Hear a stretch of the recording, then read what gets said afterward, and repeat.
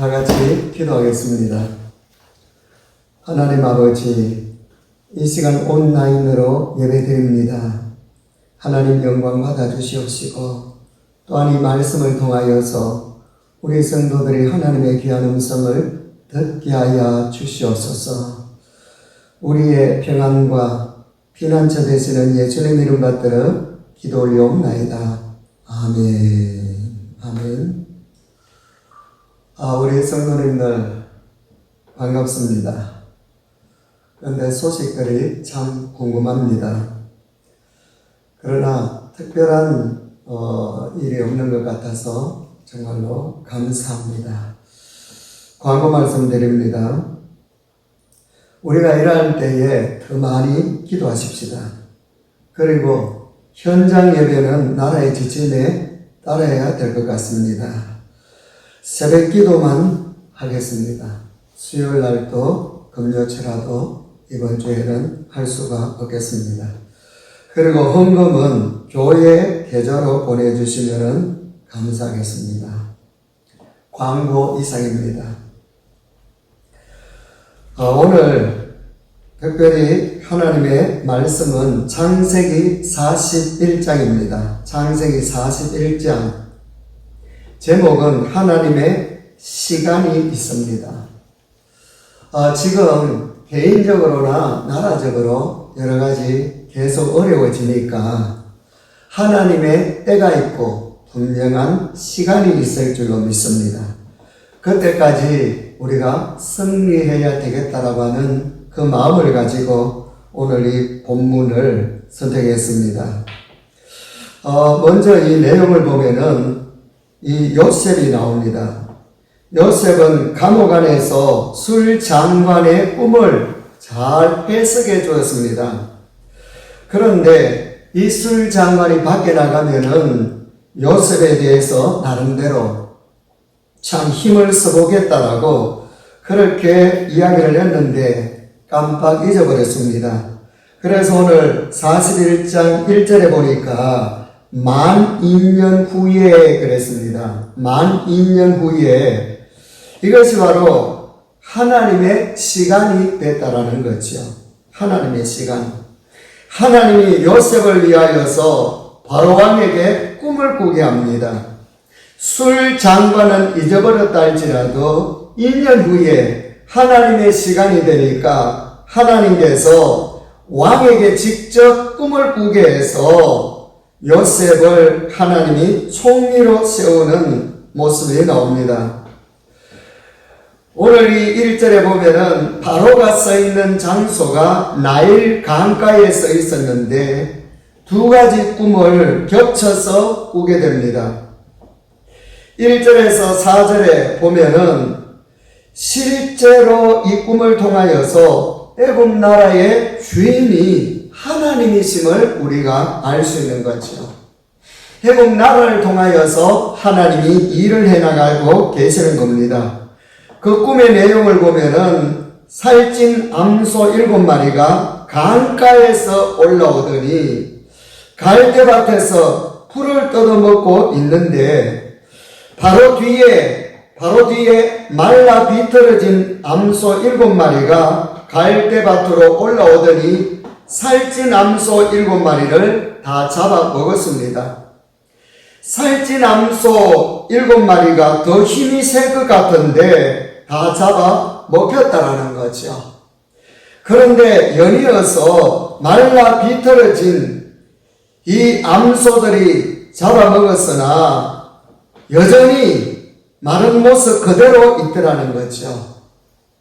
말라 비틀어진 이 암소들이 살찐 암소를 잡아먹었으면은 뭔가 살이 찌고 통통해야 되는데 전혀 그렇지 않았습니다. 끔찍한 꿈입니다. 바로왕이 잠을 깨고 난 다음에 애써서 지워버리려고 하면서 그렇게 잠을 잤는데 또 비슷한 꿈을 꾸게 됩니다. 그 내용이 5절에서 7절까지 나옵니다. 한 줄기에서 충실한 7 이삭이 나옵니다. 그 후에 또 말라 비틀어진 7 이삭이 나오더니 또 잡아먹습니다. 이 말씀에서 꿈 내용을 요약을 해보면은 첫 번째 꿈은 말라 비틀어진 암소 7마리가 살찐 암소 7마리를 잡아먹었고, 또 두 번째 꿈은 말라 비틀어진 7 이삭이 살찐 7 이삭을 잡아먹었습니다.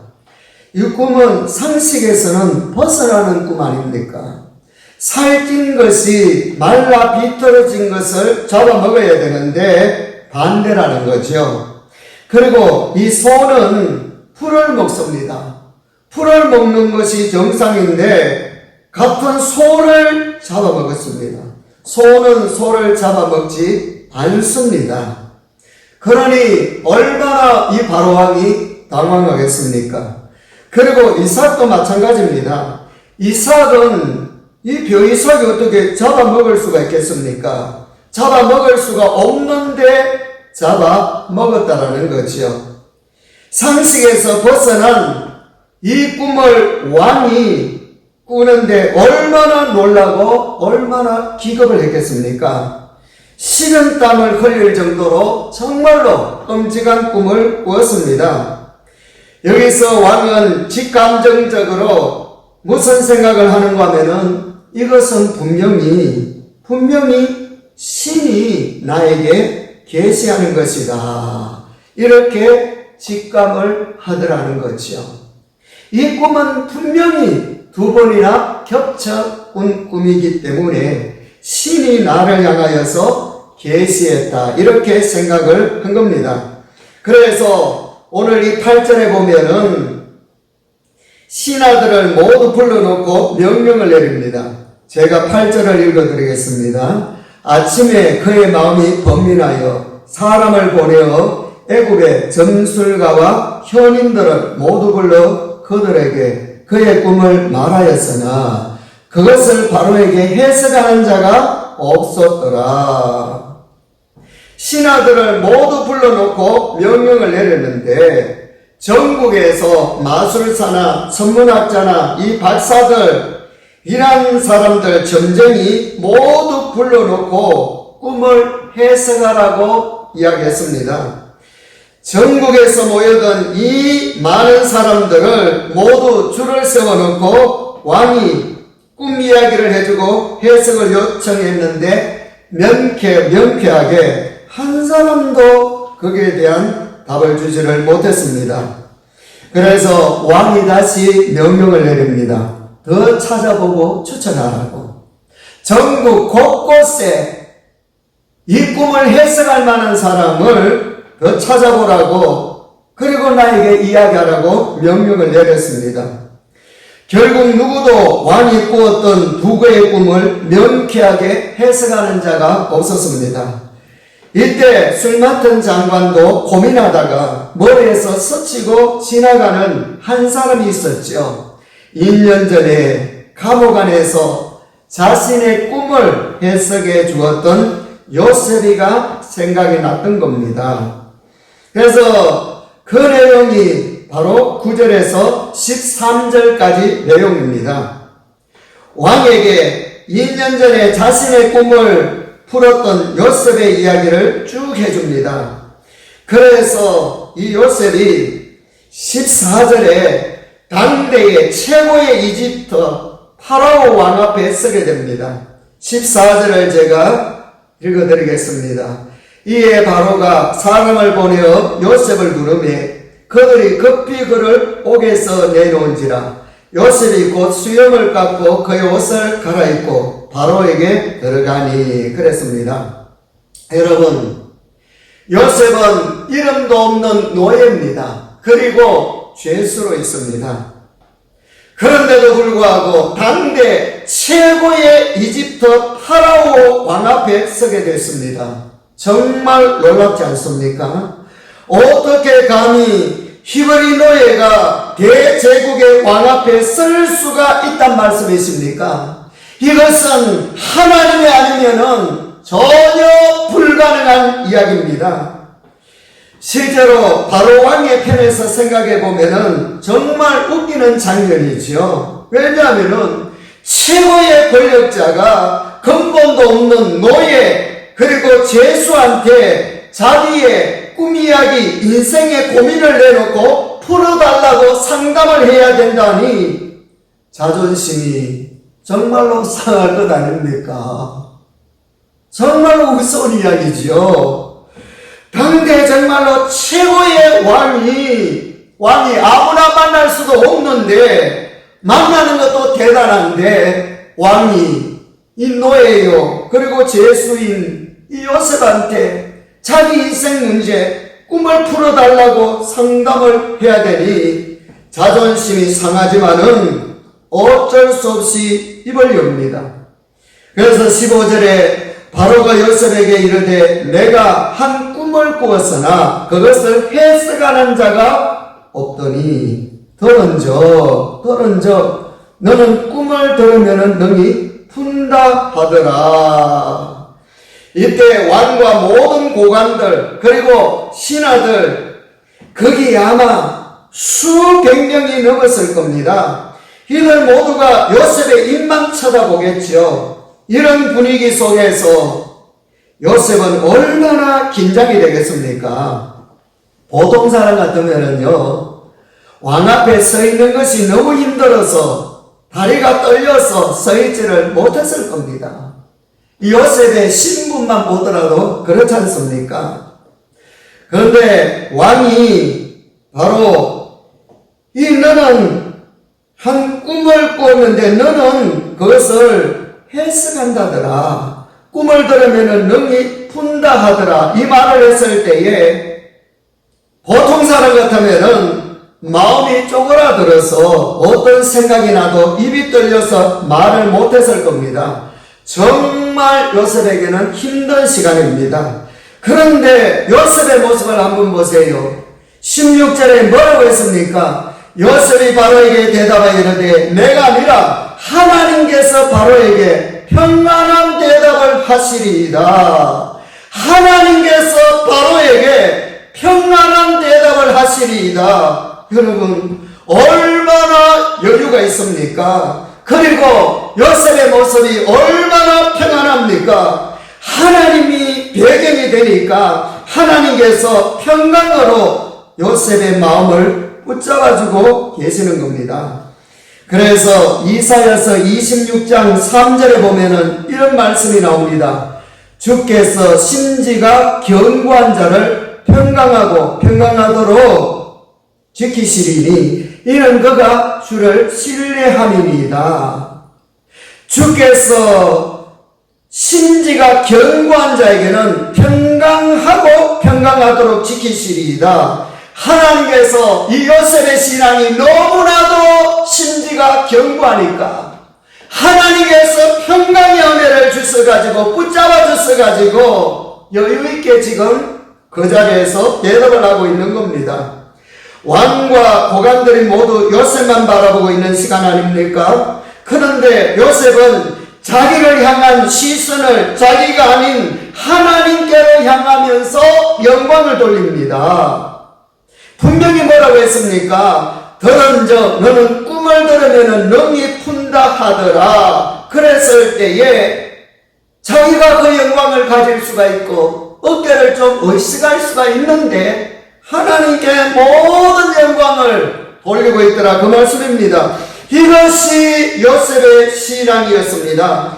실제로 이 말은 그 자리에 있는 모든 사람들을 놀라게 한 말입니다. 왜냐하면은 여러분 왕은 그 당시 때 살아있는 신입니다.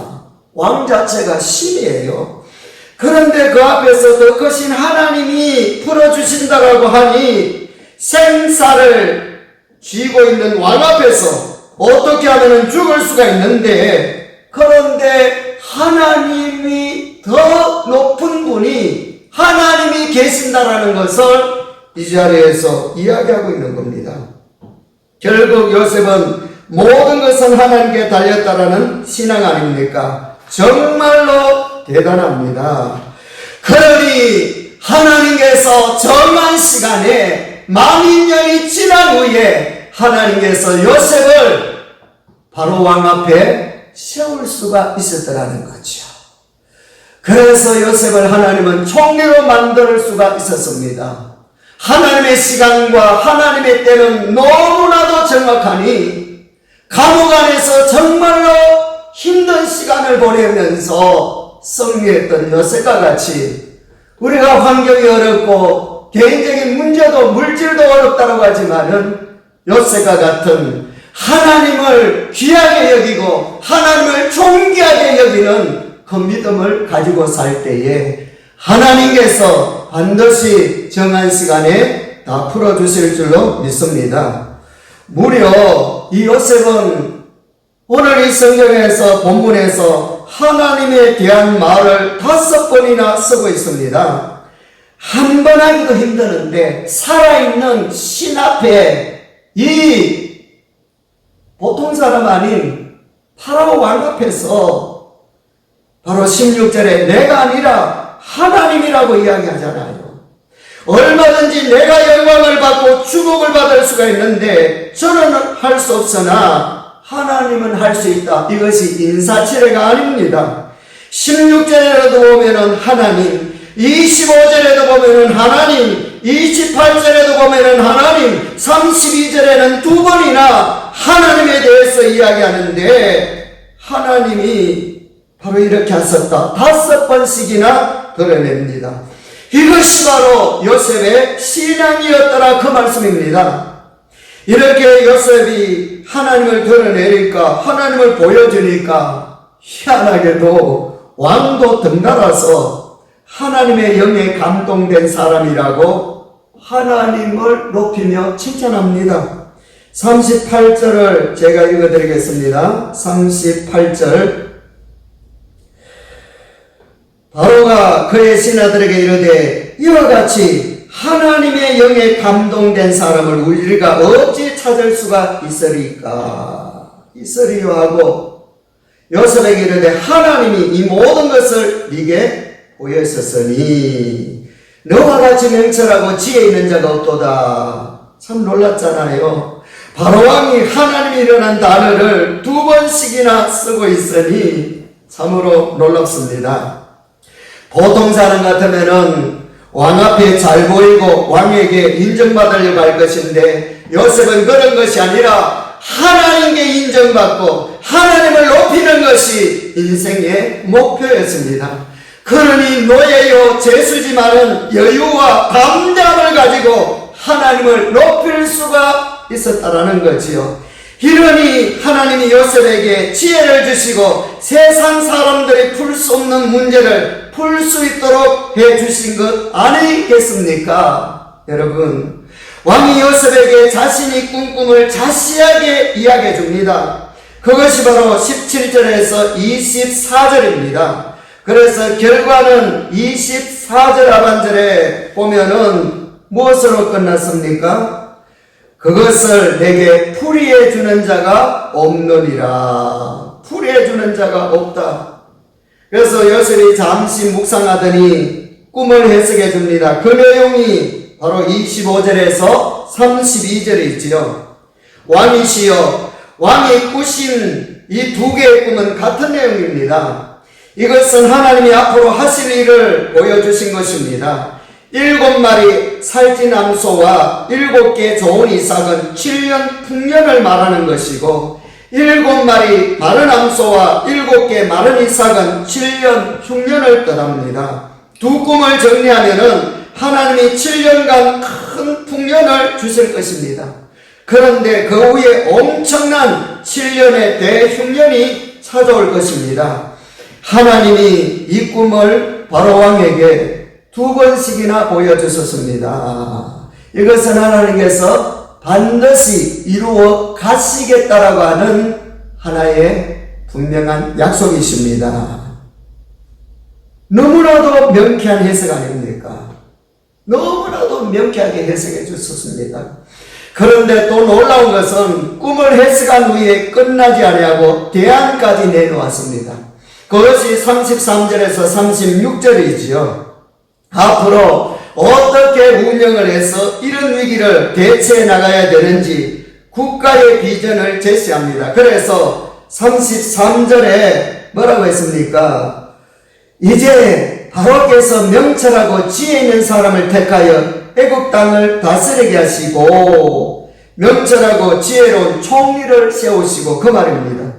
그 다음에 34절에 이 말씀은 집집마다 각 지방마다 감독 책임자를 세우시고 34절 하반절에 보니까 7해 풍년에 애국 땅의 5분의 1을 거두되 그랬거든요. 이것은 집집마다 곡식 소득의 20%를 세금으로 거두어 드리라는 거죠. 다시 말하자면 7년 풍년 때 흥청망청할 때에 나라에서 소득의 20%를 세금으로 내게 해서 이것을 잘 비축해서 7년 흉년을 잘 대비하시면 된다라고 이야기합니다.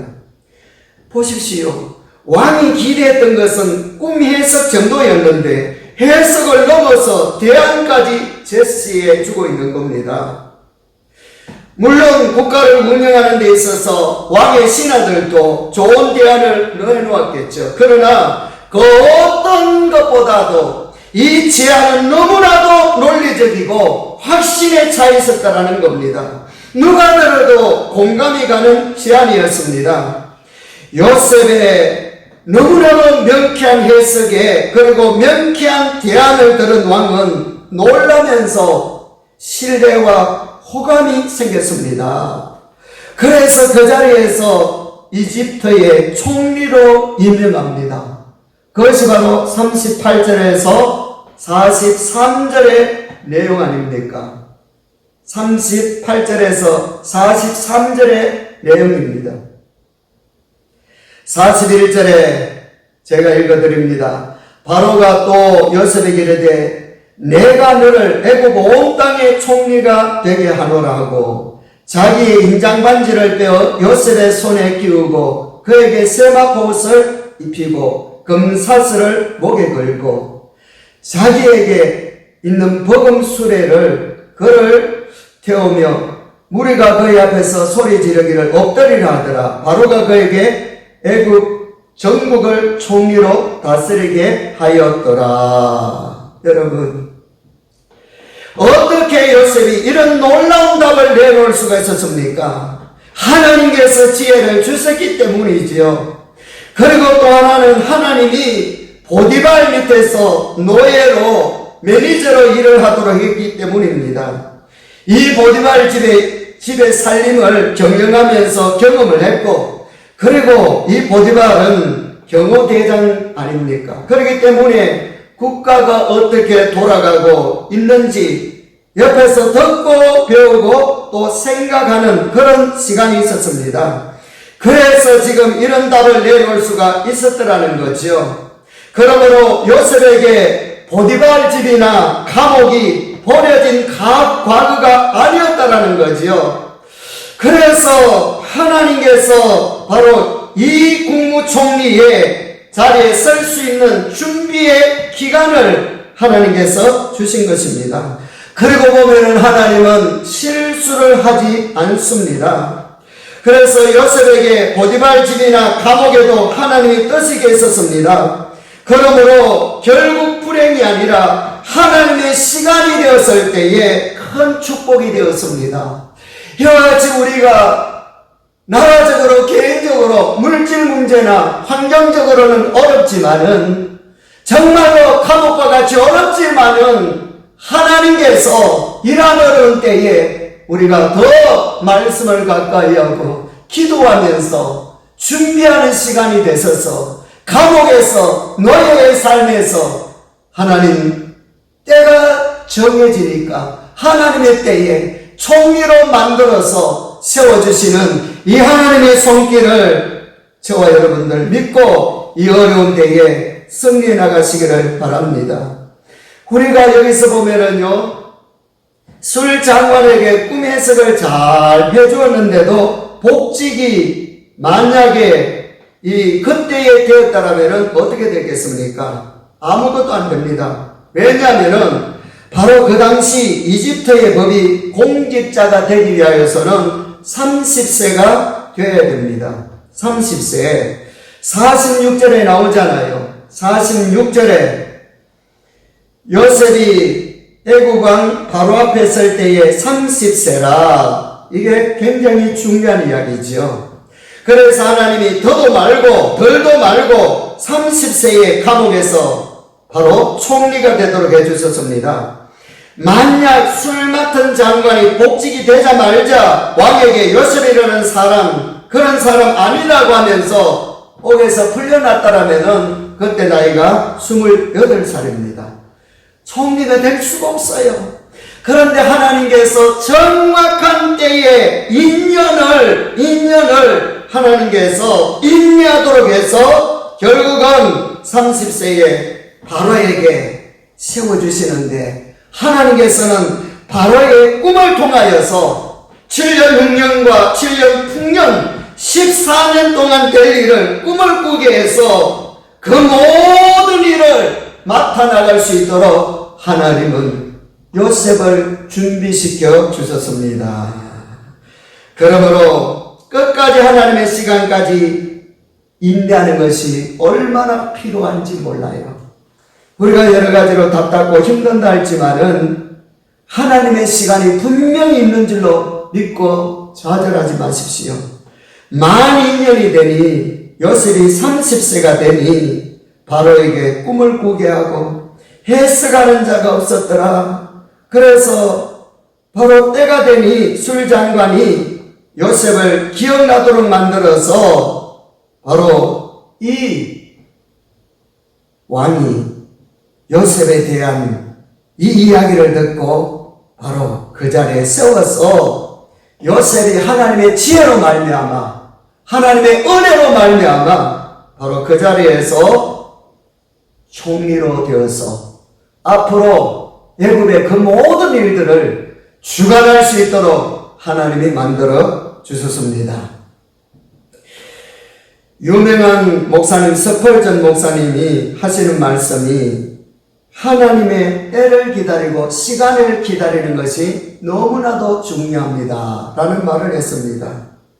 이유는 하나님은 나를 유익하게 해주시지 결단코 나를 해롭게 만들지 않습니다. 요셉에게 2년의 시간 정말 어려운 때 아닙니까? 이런 때가 우리에게도 있습니다. 하나님의 때가 있는 줄로 믿고 바로 이 본문 창세기 41장을 가지고 한 주간도 승리하는 저와 여러분들이 되시기를 축복합니다. 실제요, 나라뿐만 아니라 인간의 역사의 주인은 하나님이십니다. 요즘 새벽기도를 제가 하면서 에레미야 19장 10절 11절 보면은 이 옹기를 깨뜨리고 그러면서 토기장이가 이 그릇을 한번 깨뜨리면은 다시 완전하게 할 수 없지만은 어느 정도는 되거든요. 바로 죄로 인한 지금 이스라엘을 두고 한 말씀입니다. 옹기 그릇이 깨지면은 산산조각이 나서 어느 정도 회복은 되어도 완전할 수가 없잖아요. 이와 같이 이 본문을 가지고 지금 이스라엘의 모습을 보면은 그대로입니다. 한번 깨지면은 어느 정도 회복은 되어도 완전하지가 않듯이 이스라엘 나라가 지금 어느 정도는 회복되었지만은 정말로 미약한 모습으로 있지 않습니까? 나라가 있기는 있는데 이렇게 어떻게 보면은 있기는 있는데 완전하게 회복은 되지 않는 그런 모습으로 지금 이스라엘 나라가 존재하고 있습니다. 그러므로 한 나라도 그렇고 그리고 지금의 이 모든 역사도 그렇고 온 세계 우주 만물의 역사도 하나님의 손에 있습니다. 하나님께서 주관하고 계십니다. 그러므로 우리는 이러한 때에 하나님의 시간을 바라보고 때를 바라보면서 하나님을 전적으로 신뢰하며 기도할 수 있는 저와 여러분들이 되시기를 축복합니다. 특별히 하나님의 때 시간을 바라보면서 믿음으로 기도한 부모님들이 나옵니다. 그 가운데 기도한 어머니들이 나오는데 아빠도 마찬가지입니다. 아빠도 이 어머니들의 기도인데 이들 모두 하나님의 때를 믿고 기도했습니다. 낸시 여사는요, 링컨 대통령의 어머니 아닙니까? 9살 때에 사망했습니다. 그런데 늘 기도 내용이 9살 된 이 링컨 이 아들에게 물려줄 유산은 이 낡은 성경책이오니 말씀대로 살게 하옵소서. 그리고 모니카는 성 어거스틴 위대한 신학자입니다. 13년 동안 방탕하로 살았던 이 아들인데 이단 마니교에 빠져 살고 있는 이 아들인데 어머니의 기도로 돌아와서 큰 인물이 됐잖아요. 수산나는 요한 웨슬러 감리교 창시자 바로 어머니입니다. 구남매를 키우는데 신앙적으로 살 수 있도록 키워주옵소서. 기도해서 다 잘 키워졌고요. 베시라는 분은, 이 여사는 세계적인 목사 무디 목사님의 어머니입니다. 이분도 구남매가 성경 말씀대로 살도록 해주십시오. 그래서 이 기도대로 자녀들이 모두 하나님의 때에 그 기도가 다 이루어졌습니다. 지금 코로나19로 어려운 때에 내 자신의 입장을, 내 자신의 신앙을 하나님의 때, 시간에 이 내 자신의 신앙을 바로 하나님의 시간, 때에 맞추시고요. 가정을 위한 여러 가지 기도 제목들도 있겠죠. 하나님의 때, 이 시간에 맞추시고 결코 낙심하지 말고 승리하는 우리 베델 성도들이 다 되시기를 축원합니다. 기도하겠습니다. 죄와 저주에서 우리를 건져주신 주 예수 그리스도의 은혜와 천국 소망을 가지고 힘드는 이때에도 살 수 있도록 해주신 하나님의 놀라운 그 사랑하심과 성령님의 감동감화 인도하시고 늘 동행하시니 온라인 설교로 예배드리는 사랑하는 우리 모든 성도들 머리 위에와 그 가정과 하시는 일과 기도 제목과 건강 위에와 비계벌 사업체와 우리 선교사님들의 가정 위에와 대한민국과 이 민족 위에와 그리고 우리 베델 교회 위에 이제부터 영원토록 함께 있을지어다. 아멘. 아멘. 승리하십시다. 승리하십시다. 기도 많이 하겠습니다. 감사합니다. 주님의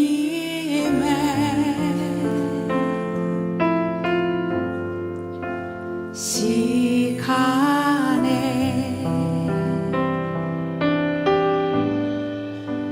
그의 뜻이 이루어지리 기다려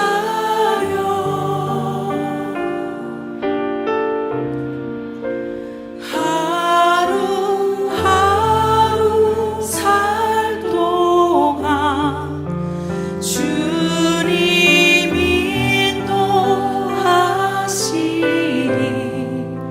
주 뜻 이룰 때까지 기다려 주님의 시간에 주님의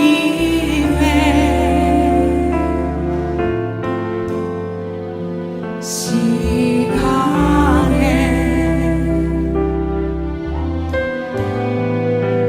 그의 뜻이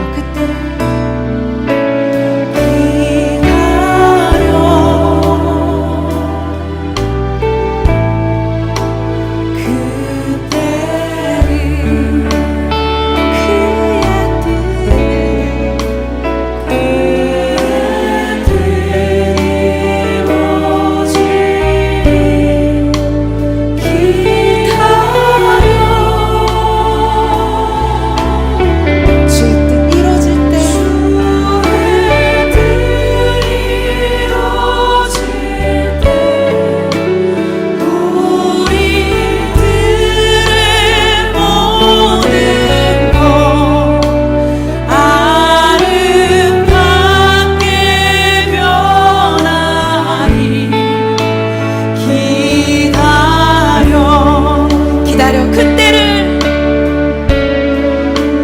기다려 주의 때를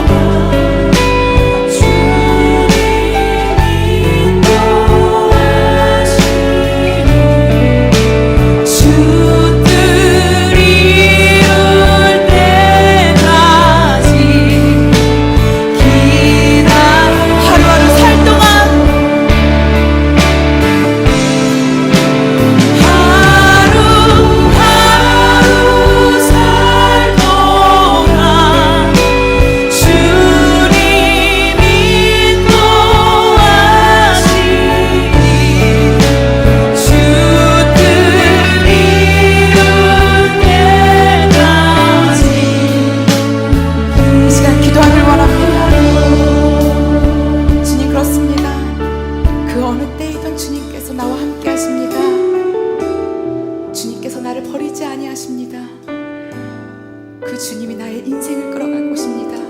이 시간 그 믿음으로 내가 온전히 주님 앞에 예배하며 반응하며 나아가게 달라고 이 시간 기도하며 나아갑시다.